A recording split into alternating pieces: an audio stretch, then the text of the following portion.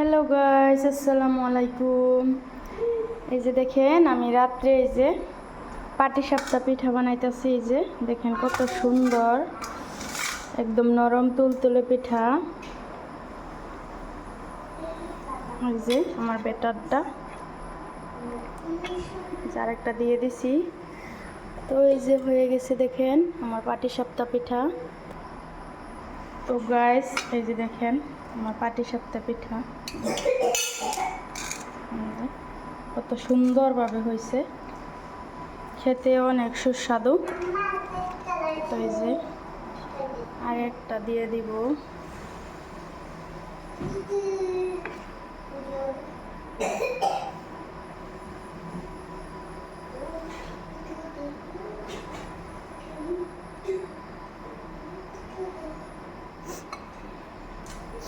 এই যে দেখেন কি সুন্দরভাবে একদম কানা কানা কানা কানা হয়ে যাচ্ছে। এই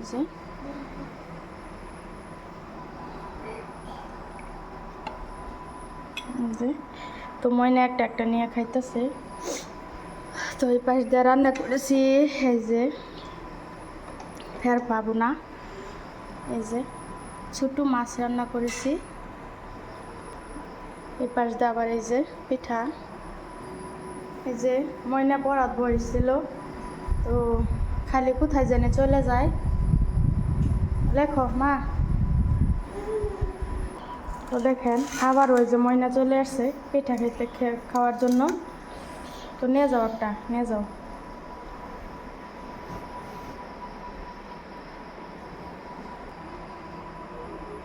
তো গাইস এখন অল্প সরিষার তেল দিয়ে নিলাম।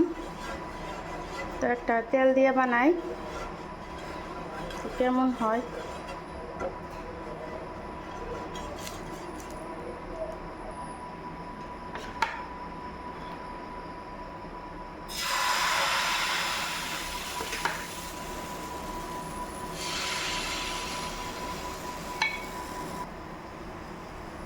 তো এই যে এখন একটা তেল দিয়ে দিছি, তো উঠে না ভালোভাবে, সেই জন্য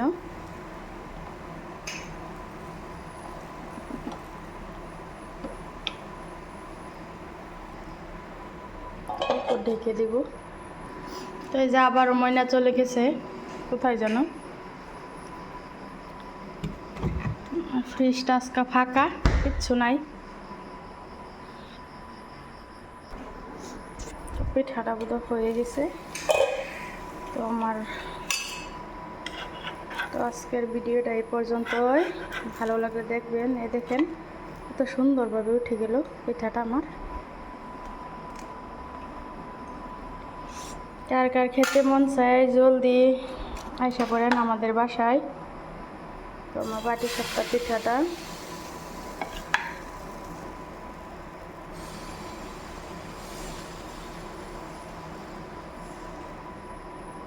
খুবই স্বাদ হয়েছে। তো কি কি দিয়ে গুলছি তো এখন ভিডিওর মধ্যে বলে দিব, তো আপনারা বানাবেন। তো যখন আমি গুলি ব্যাটাটা ভিডিও করতে পারি নাই, বাবু কান্না করছিল। তো এখন তো কি কি দিয়ে বানালাম আপনাদের কাছে শেয়ার করি।